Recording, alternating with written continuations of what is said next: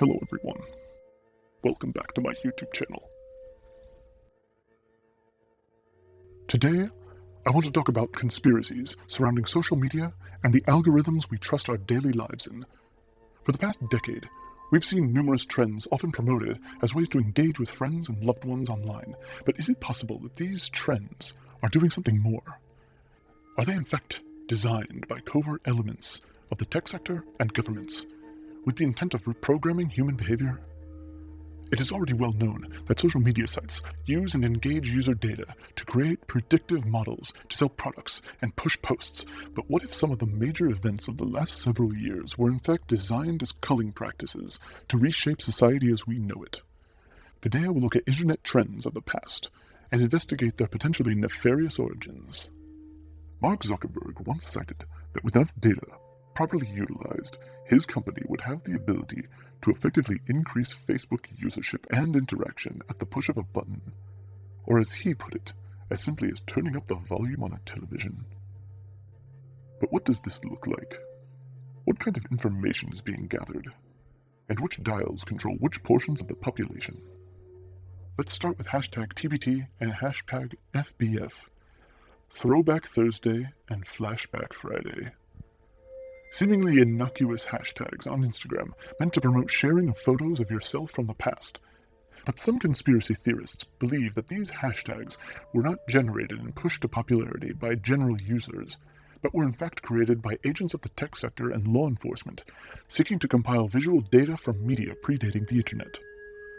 Does your facial recognition software need a better aggregate understanding of an individual's face? Why not promote a hashtag to see if they'll post an image of their 1988 prom? Perhaps that same facial recognition software needs a better data set to predict how a person will age. Hashtag TBT, everyone. Give your face away for free.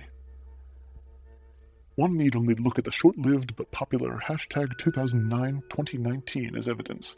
Social media had been around for several years before 2009, as many would no doubt say, but consider what happened just 1 year after 2009. 2010, Instagram launched and quickly became one of the world's most prominent photo-sharing sites, with selfies being one of the #1 commodities. And in only a few years following this, Facebook purchased Instagram, quickly adding it to its arsenal of data collection tools. Want to start collecting facial data to map changes of the human face over a decade, while at the same time collecting information prior to the launch of your prominent app? Well, lucky you. I've got a great idea for a hashtag. Parallel to this, consider Storm Area 51, which took the internet by storm, also in 2019, a rather bizarre moment fueled by the belief that if enough people rushed the covert site to steal back government secrets, there wouldn't be enough military presence to stop everyone. They can't stop us all, they said. But where did this start?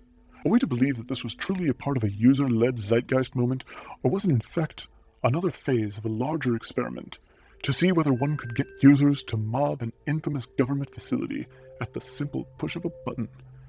Zuckerberg's volume dial, mapped onto a previously absurd notion surrounding a military base, home to countless conspiracy theories. On the surface, this sounds improbable, possibly even laughable, particularly when considering nothing came from the so-called movement.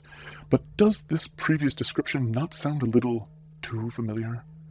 What if you could turn up the volume dial on more grounded paranoia, incite violence like we saw during BLM, or conspiracy-fueled insurrectionist violence that led to the storming of the U.S. Capitol? And what if the goal was not to cause destruction and impose a fascist state, as the left so often claims, but to simply see where malleability exists? To see where and how individuals can be pressured, and how much pressure is needed to create violent ends. Perhaps even force malleable individuals out of their habitual existence and into heinous acts so that they can be tracked, arrested, or perhaps even eliminated. The anomalies marked for removal from society, black, white, conservative, or liberal. Perhaps the point is not to drive a political movement, but to reshape the human mind and build a new world order, not one of fascists or communists, but one of data. On the surface, it's hard to believe that someone like Mark Zuckerberg or even Vladimir Putin would have such wishes, given how much they benefit from the current state of affairs. Unless, of course, there is some other puppet master, a shadow in the shadows. Put another way, who controls the volume dial on men like Zuckerberg or Putin? That is all for now. We will see each other again.